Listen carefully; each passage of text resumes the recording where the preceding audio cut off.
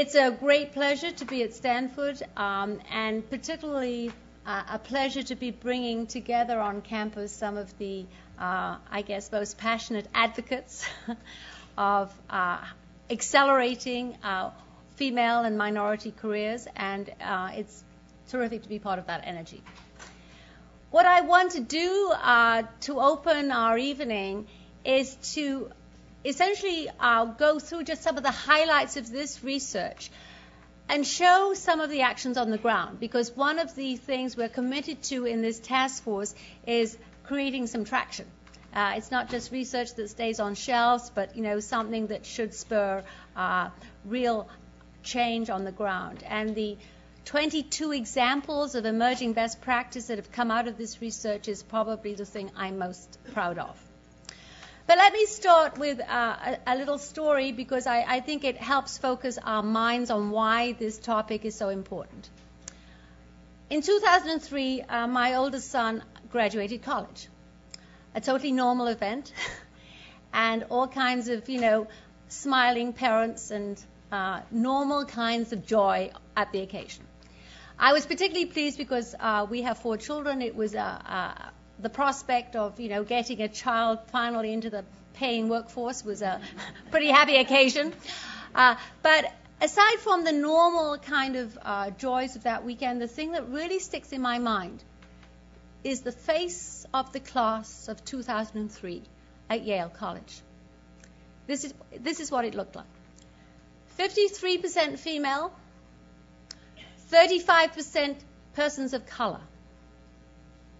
In other words, white guys were about a third of those folks graduating that year. And as I looked at the stage and drank in the, those radiant, fresh, young, talented faces, I profoundly understood how the face of opportunity had changed in this country.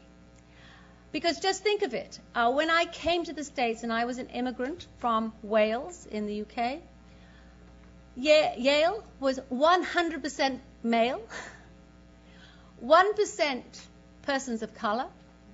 This was in the very early 70s. And the big outstanding question of the day was how big the Jewish quota should be.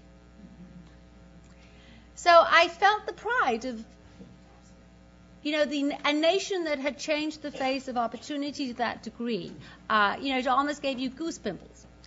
But I was also very much in tune with another reality, because I'd been writing on it and researching on it, how poorly prepared we were as an economy, as a nation, as a private sector, to fully utilize this talent that was in front of me. I knew that unless things changed quite a bit in terms of our career models, way too many of those people in front of me would end up either leaving or languishing. And I think that is a kind of reminder of what is at stake here. The other just footnote in terms of this graduation, 76% of the prizes and awards that particular day went to women. And I think the achievement gap is really out there. Women are doing incredibly well in our educational pipeline. So let's go to the research, and I'll tell you a little tiny bit about the task force. It began in the winter of 2003, 2004. A small band of true believers, 6 corporations that were committed to the notion of going the next step and not just providing access and opportunity, but also putting in place the structures that allowed the realization of that talent over the lifespan, over the long haul. And it was this kind of second generation of policies that the task force committed to tackle. The task force since that date has expanded to being 33 corporations. They range from, British Petroleum to Goldman Sachs to Cisco to Intel to J&J, GE. These are very large actors on the global stage. In fact, the companies between them employ 3 million people and operate in 150 countries. So it has grown, and it has garnered commitment as it's, dug a fairly substantial path over these last 3 years. So what have we looked at in terms of the challenges out there? Well, the first challenge we looked at was the whole issue of whether women were dropping out or not. And if you remember, 3 years ago, Lisa Belkin did that very famous article in the New York Times, which reverberated around the country, which was bemoaning the kind of opt-out revolution, as she called it. There was a lot of anger around that research because a lot of working women felt that she had looked at way to an elite group and, in fact, was not reflective of reality. But I guess what we were concerned with was finally creating the data that allowed us to know what was actually happening. Because a lot of the media frenzy was around anecdote stories. It really was not about data. So let me just walk you through what became our off-ramps, on-ramps study published in the Harvard Business Review in March 2005. This gives you a sense of the range of companies in the task force. And this was the basic survey research. We did a lot of qualitative research too, which underlay the off-ramps, on-ramps article. So the first finding was, hey guys, women do in fact take an off-ramp, but it is not copping out, opting out, dropping out.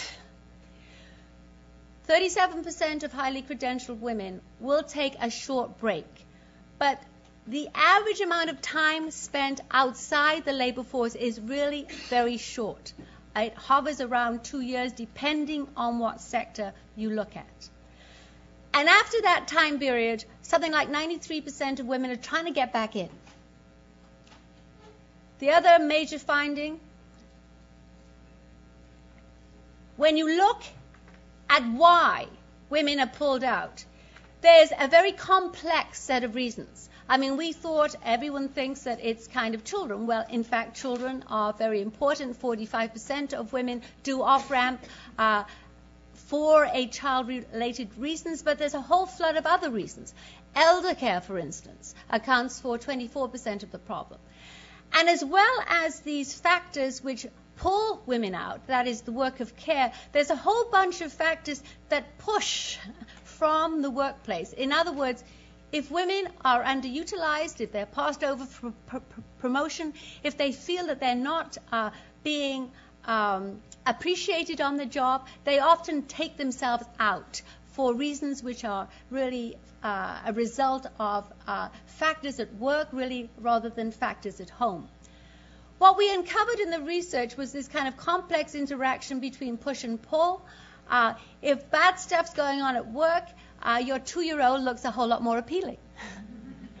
And in real life, the decision to off-ramp is often a complex interaction between push and pull factors. There's a kind of cascading reality that happens. And obviously this puts a lot of responsibility back on the shoulders of the employer, because if you can create a very supportive and I guess, fully engaged work context, the odds are many women will figure out how to deal well with what is also going on at home. And therefore, there's a lot of kind of agency, I think, that employers have. When we look at why women come back in so quickly, it's not a mystery. Many women in our economy have very serious financial responsibilities for themselves, for their families. So the financial pressures is, 50% of the reasons. But there are a bunch of other reasons which we also are very in touch with, which is that women love their work. This is something that is often ignored in articles about opting out, but work really sits at the core of identity these days. It provides meaning and purpose, standing and status in community, and even professional women currently off-ramped see their professional identities as the core identity in their lives. Often perhaps a joint one with a family role, but it's really way up there in terms of how they see themselves, how they craft their self-esteem. Some of the most depressing data in this study is around the on-ramping reality. It's incredibly difficult to get back on board a career. And this is despite the fact that women are taking actually rather little time out. As you can see, 93% are trying to get back in, only 74% make it, and then only 40% actually end up in mainstream full-time jobs. And then there is also the financial penalties. Even if you manage to get that job back in your sector, in the mainstream, the odds are you will be paid significantly less than when you left. And if you look at some of the data when you've been out, say, 5 years, it's very distressing just how much income you lose because of this off-ramp. The other thing that you lose out on is ambition. We find that as women hit their mid-late 30s, there is a significant drop in aspiration and in ambition, and the gap between men and women starts to widen very considerably. A lot of it is because of these discontinuities in careers. If you've taken an off-ramp and find it incredibly hard to get back in, you're not a masochist. You hit your head against that hard wall a few times, and the odds are you redefine your expectations for yourself. So that there's this downsizing of ambition that starts happening too, which is yet another cost of the non-linear career. So what do we do with all of this data? And of course, a lot of the energy of the task force is centered on solutions. First of all, the kind of major takeaway. If you add together the women who off-ramp with women who take what I call scenic routes, a little bit of flex time, a little bit of telecommuting, a little bit of, say, reduced hour working, which often takes you off succession planning tables, for instance. If you add together those two groups, you will find that something like 60% or a little bit more than 60% of women who have lots of credentials these days exhibit these non-linear careers. They find it exceedingly difficult to kind of conjure up the lockstep, continuous, cumulative pattern, which is such a hallmark of the white male competitive model. In other words, cloning the male competitive model, which is what gets you success in this economy, is extremely difficult for about 2/3 of women. And therefore, 40 years after the women's revolution, really transformed female opportunities, we still have a situation where women's work lives are very differently patterned from men. They're laden with penalties and really explain why it is still so difficult to get to the top, or at least why the number of women who get to the top is still a very small percentage. What we then did, obviously, with all of this data and perhaps some of these insights, is put together a package of, I know it's got 5 here, we actually in the end created 6 because there was a very specific work-life takeaway here. But there are 6 areas of policies which any organization or any company needs to get traction around if we are to transform the prospects for women. First of all, rich programs of flexibility. One of the examples that we have worked with over the last few years is Ernst & Young, which has improved its flexibility to an extent that they now have 13 different ways you can work flexibly. And they reckon that once you get past the 25% mark, once 25% of your professionals are working flexibly, it becomes normal. It's no longer a stigmatized reality, especially if you figure out how to promote people on flexible schedules, which they seem to have done at this company. So there are examples out there, and we are obviously in the business of accelerating these programs where there are exceedingly effective programs of flexibility, which means that many fewer women need to off-ramp in the first place. The second type of flexibility we have authored and talk about a lot is what I call arc of the career flexibility. And I think an example is going to be talked about this evening because Carla, I think, is going to share with us what Booz Allen has done on this front. One example which I'll bring from New York is that Lehman Brothers recently created a program called Encore, which deliberately seeks to welcome back to the financial sector women who've left, women who have been out anywhere between 2 and 5 years. That's the parameter. This program not only gives these women a little reskilling, access to the lateral hiring pool, but offers kind of nuggets of part-time work, which allows them to ramp up gradually.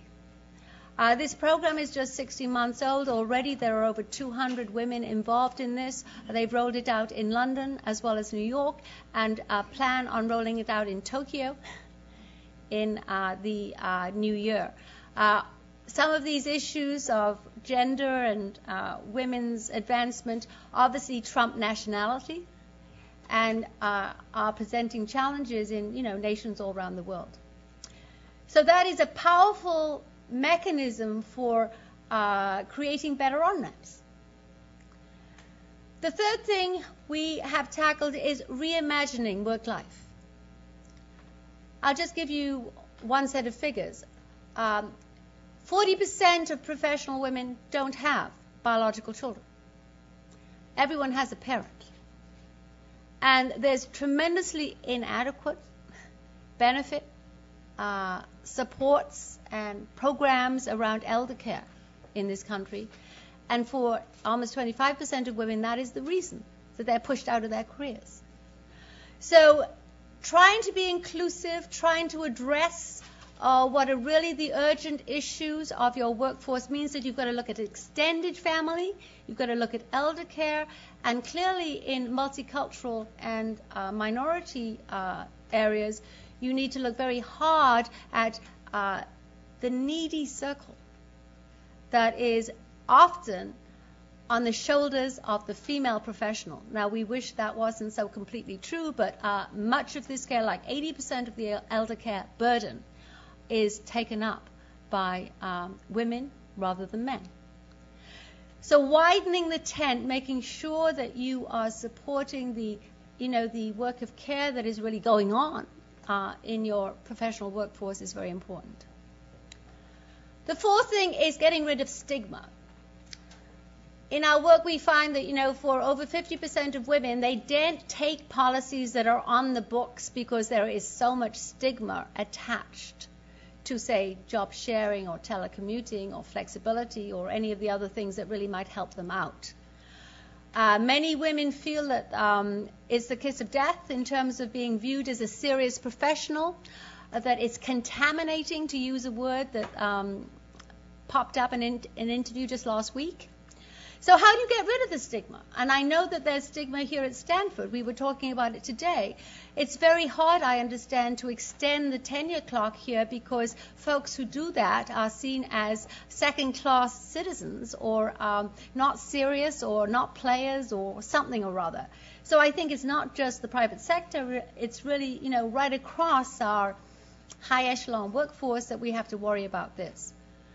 One thing we found in the task force that mainstreaming some of these policies, there's two ways to do it.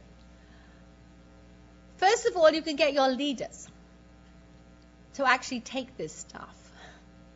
My example is Neil Fitzgerald, the CEO of Unilever, who very famously telecommuted on Fridays for 2 whole years and in very loud and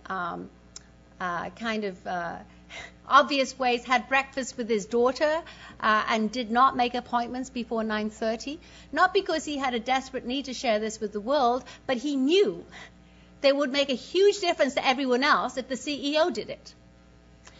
And I think that it's an incredible message for our leaders, whether they be male or female, that they start trying to do these things. I still remember when Tony Blair had his 4th child and very famously did not take any parenting leave. There was a huge uproar in London because he missed out on the opportunity for showcasing that as something that was an important thing to do. So walking the talk at the top is a very effective way of getting rid of stigma. But another way of doing it is positioning these policies as policies that enhance performance, enhance productivity, and sustainability. And I'll give you an example. Nani is, I think, going to mention what she's doing at Cisco a little later on. But, for instance, we found that at Lehman Brothers, again, a firm that's been quite imaginative on this front, they decided to position flexibility as part of their catastrophic response program. This was a firm that got knocked out by 9/11. They lost a building. And in the wake of that, they got very serious about putting real money into remote technology and about figuring out ways of encouraging particularly powerful senior folks to spend part of the time remote working in ways that was celebrated. And when the pandemic scare rolled down the pike, 18 months ago, Lehman actually created a program which is now their response to any big threat, geopolitical threat of terrorism, whatever. And flexibility is positioned under that umbrella. So it's not seen as an accommodation to women's lives, but a strategic geopolitical imperative. And that's pretty clever because, again, it tends to get it out of the pink-collar ghetto. It tends to make it be seen as a business imperative. So the stigmatization, deal can be quite complex, but it can work. And the final thing I want to talk about is providing outlets for altruism. And let me give you a little backdrop on this. In our research, what we can show is that women's ambitions are different from men's. For instance, 5 or 6 elements in terms of what motivates you, what gets you to work every day, 5 or 6 elements, depending on sector, trump money as a motivating force. For women, working with high-caliber colleagues in teams, recognition, huge. Flexibility, huge. Giving back to society, giving back to community, giving back to neighborhood, or giving back to your organization, all huge. And finally, meaning and purpose in what you do. All of those are more important than money. Not that money isn't essential. Women in particular want to be fairly paid. If they wake up one morning and find that a male colleague is being paid more for the same work, they certainly can get very unhappy. And as I was mentioning before, there are breadwinning, standard and often very significant constraints in these lives. But it's extremely important to understand all this other stuff, because if you're a manager of female talent, or if you're a high-performing woman, you know that these things will help you be attached to a career, to an employer, to an organization. Because this is why you are, trading your choices the way you are. Because when we look at women, we find that they have a higher bar. For many women, there are significant opportunity costs in going to work. You are passing up a whole bunch of things you might be doing if you made other choices. And so that you do not do it just for money. You do it for a bunch of very rich things. So an organization that can tap into this altruism, tap into these other motivating factors, does become a winner in terms of its ability to retain and realize and create the kind of full engagement that we are talking about this evening. So there's a whole bunch of kind of to-dos here, and the good news is that over the last 3 years we have created 22 emerging models. I've talked about a few of them. We're going to hear about some more in a minute. And I guess what I'm going to do now is just, fast forward a little bit. There is a big study called Leadership in Your Midst, which I will just mention, not exactly briefly, but not perhaps as in such detail as off-ramps, on-ramps. And I also want to talk about a research project which is going to be launched next month at the New York Stock Exchange called Extreme Jobs, because it's a real follow-on from off-ramps and on-ramps. But first, leadership in your midst, and I will just perhaps not go through the PowerPoint, but give you a little bit of a overarching view of what that was about. In this research, we went into the kind of national context. We did a big national survey, but we also did a global one. We went into South Africa, India, and Europe. And the question was, what is different? What is particularly challenging about the career paths of minority professionals? And there were really kind of three big takeaways. First of all, these lives are very rich in cultural capital, which is connection to community, connection to religious organizations, neighborhood, and social outreach. Compared with Caucasian leaders, and I'm not trying to say that they don't do, a bunch of things too, there is, I think, more sense of standing on the shoulders of, villages, communities who have lifted you up and therefore a need to give back. But it's also, I think, a sense of seeking, this meaning and purpose, this set of altruistic goals which we saw earlier in the off-ramps, on-ramps research. So whether it's South Africa or India or the US, 40-50% of these professionals are heavily involved in these activities, and that in a way represents a set of transferable skills that they could potentially bring back to their organization, to their firm. But because it's real hard to share this stuff, the issues of trust, issues of it being used against them, issues of negative stereotypes, because perhaps if I'm involved in homeless shelters or HIV/AIDS, it kind of rubs off in me and makes me look like I'm alien or other. There's a real failure of being able to bring your whole self to work, being able to bring your whole identity to work, and therefore these stories and this reality is a kind of well-kept secret. 3/4 of these professionals were saying that they were not talking about it to colleagues, to bosses, and therefore it kind of cut off a whole rich vein of potential.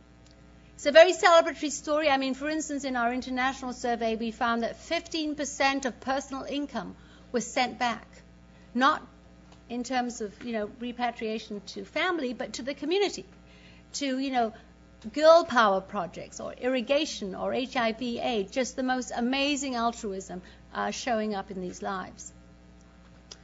The second tranche of data, and again, this is out there in the research that was published last fall in the Harvard Business Review.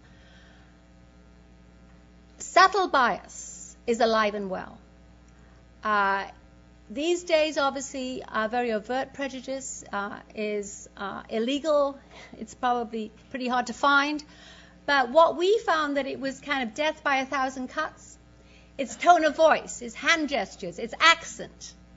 But particularly for minority females, it adds up to a pounding in terms of discrimination. And in fact, in our national data, something like 19% of minority women were on the verge of quitting because of what was happening in their large organization on this front, and the figure was 43% in our global companies data, which, was the international data. So out of this research, which I think was very rich in both some celebratory asset-building research as well as, I think, a refinement of some of the most challenging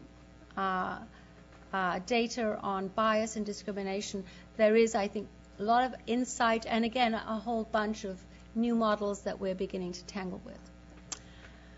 I'm very eager to allow good time for the panelists, so let me just give you a nugget of the research that's being launched next month.